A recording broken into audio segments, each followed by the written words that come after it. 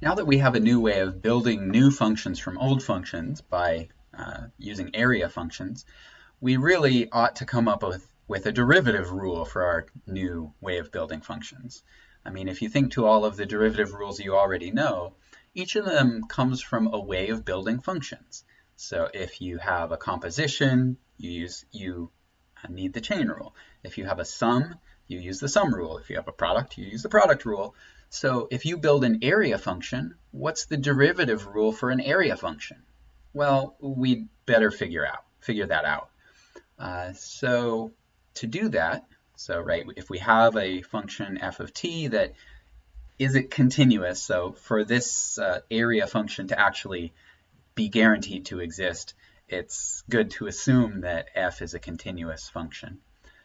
So if f is a continuous function and we build this area function, what is the derivative of the area function? So what we're trying to figure out is the derivative with respect to x of our area function.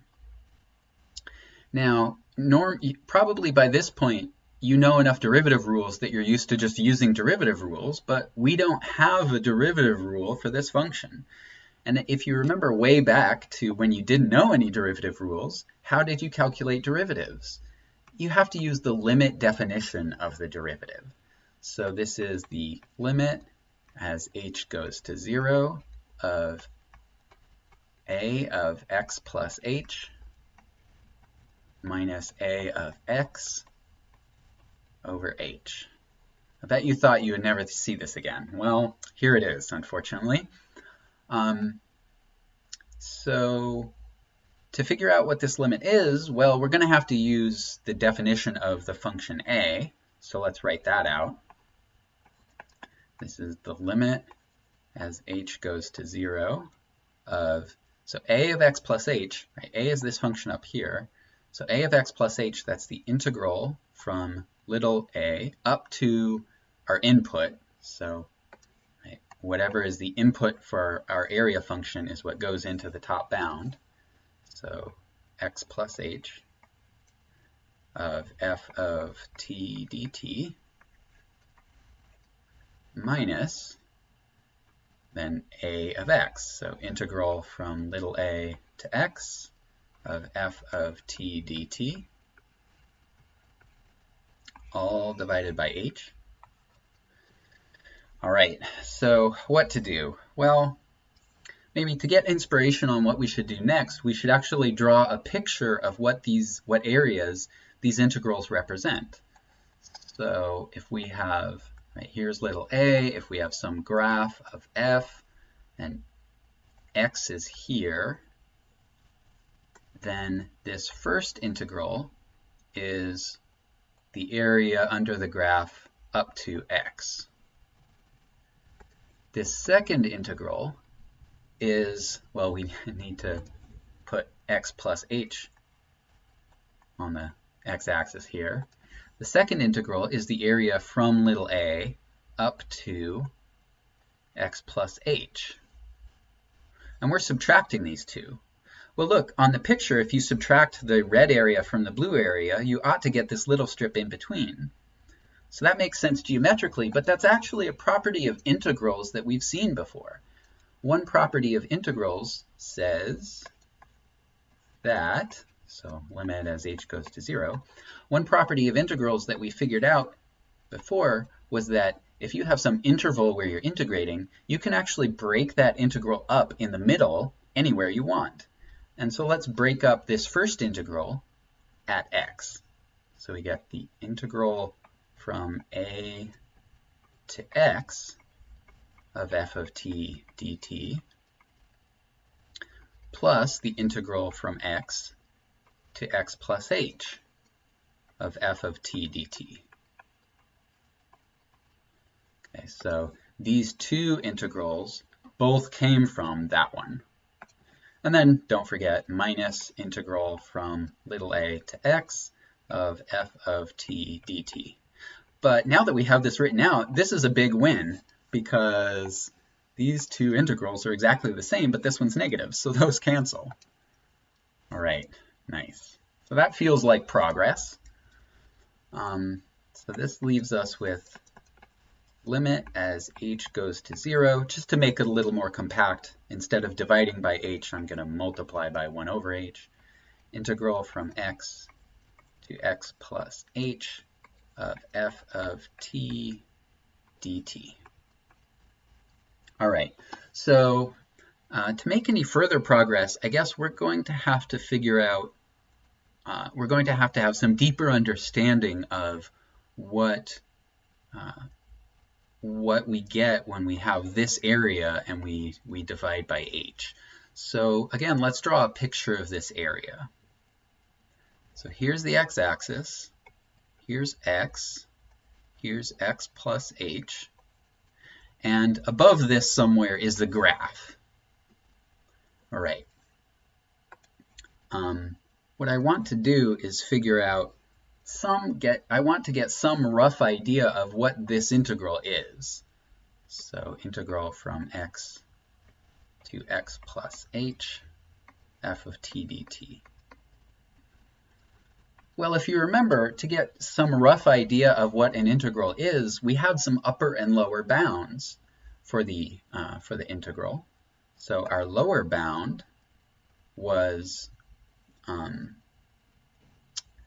we got a lower bound for an integral by looking at the smallest rectangle, or the biggest rectangle that fits under the graph, like this. Now I've drawn this graph as if it touches the this smallest rectangle at the right-hand corner, but that isn't necessarily the case. If the graph were different, it might actually touch it in the middle like this. But if you remember, when we talked about these bounds, we called this little m for the minimum on this interval. So the area between x and x plus h, so the actual area, that is this area with the curved top here, it's greater than or equal to the area of this red rectangle, and the area of the red rectangle is the width, which is h, multiplied by the height, which is m. Okay, so that's lower bound. Now let's get an upper bound. Well, for an upper bound, remember, we just, instead of using the smallest value of the function, we use the biggest value of the function to get the height of the rectangle. This gives us this green rectangle, and the area of the green rectangle is greater than or equal to the blue region, which is the integral. So the area of this green rectangle is the width, which is h, times the height of the green rectangle, which is the maximum value of the function, which we called capital M. So times capital M. While we're at it, let's divide everything in this inequality by h. If we divide everything in this inequality by h, we get little m less than or equal to 1 over h times the integral from x to x plus h, f of t dt,